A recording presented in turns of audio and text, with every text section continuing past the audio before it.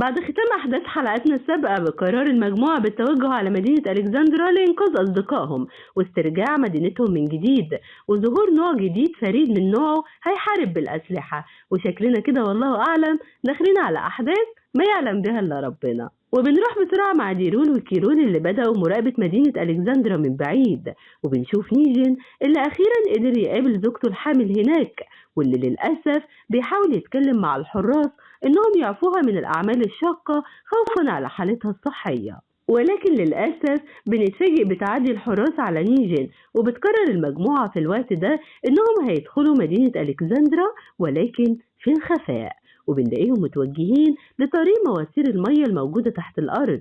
في الوقت ده بنلاقي الحراس رايحين يقبضوا على نيجن لمقابلة القائد، وبنعرف إنه ده بسبب إن الجنود قدروا يلاقوا قماشة واقعة على الأرض في نفس المكان اللي اتعدوا فيه الحراس على نيجن، واللي مسجل عليها عدد الحراسات. وبنعرف إنه ده كان جزء من خطة نيجن بالاتفاق مع إيسكيل لمراقبة المكان. بيبدأ القائد يهدد نيجن إما يعترف له القماشة دي خاصة بمين، وإما هيأذوا زوجته الحامل. بنتفاجئ بطلب نيجن من القائد وهم إنهم ياخدوه يطمن على زوجته الأول وبعدها يعترف لهم بكل شيء. بالفعل بيروح نيجن مع الحراس يطمن على زوجته اللي بيطمنها وبيوعدها إنه هينقذها قريب، وبيرجع مرة تانية للقائد يعترف له إن الورقة دي اللي لقوها خاصة بيه هو. فبيقرر القائد معاقبة نيجن، وبنتفاجئ أثناء الليل بجنود الكومنولث اللي قابضين على نيجن، وبيعلن القائد قدام كل سكان المدينة إنه نيجن اعترف لهم بفعله وإنه هيتم إعدامه قدام كل الحاضرين. وبالفعل بيبدأوا حراس الكومنولث يتوجهوا بالأسلحة على نيجن، ولكن بنتفاجئ في الوقت ده بتدخل الملك إيسجيل وبرنسس وكل أصدقائه اللي بيحاولوا يحموه بجسمهم من الحراس.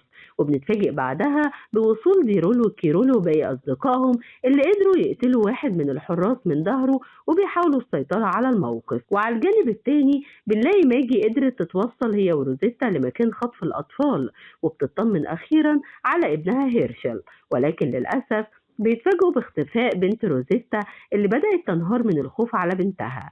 فبنلاقي روزيتا أخدت واحد من الزومبي وبتروح تهدد القائد عشان يعترف لها بمكان بنتها وباقي الأطفال، ولكن بيرفض القائد يقول لهم أي معلومات، فبتقرر تخلي الزومبي يخلص عليه. وبنرجع لمقر الكومنولث مرة تانية مع ميعاد محاكمة يوجين اللي الكل هناك مستنيها، وبنلاقي باميلا ما زالت بتحاول الدفاع عن ابنها سباستيان، ولكن بتعرضها يوميكو وبتحتد عليها بالكلام أثناء المحاكمة، فبيتم تأجيل الحكم لليوم التاني. وبنلاقي يوميكو رايحة تتكلم مع ميرسل باعتباره أهم شاهد في القضية والوحيد اللي هيقدر يثبت براءة يوجين، ولكن للأسف بتتفاجئ بسكوت ميرسل فبتغضب جدا وبتمشي بعدها. اللي بيعترف لهم إنه كان شخص ضعيف الشخصية ولكنه مع الوقت اتعلم تحمل المسؤولية، وبيتم إعلان الحكم بإعدام يوجين وسط معارضات كل الحاضرين على الظلم اللي وقع على يوجين. ولكن بنتفاجئ بعدها بتدخل ميرسل اللي قرر وقف حكم الإعدام، وإنه مش هيسكت على ظلم حكم باميلا أكتر من كده، وإنه جه الوقت اللي لازم يتحدوا فيه عشان هيطربق الدنيا على دماغ حكم باميلا القادرة. تفتكروا إيه اللي ميرسل ناوي يعمله للوقوف ضد ظلم باميلا؟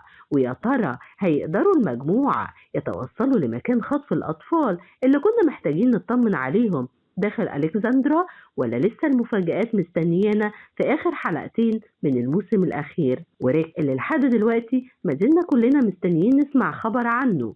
بنشكرك على متابعتك لينا ومستنيينك في الحلقة الجاية. اوعى يفوتك الأحداث اللي داخلين عليها لأن الجديد شديد. ما تنساش تنزل تشترك في القناة وتفعل زر الجرس عشان يوصلك إشعار نزول حلقاتنا الجديدة، وكمان عشان تتابع كل المسلسلات والأفلام الجديدة اللي هتنزل هنا على القناة. سلام.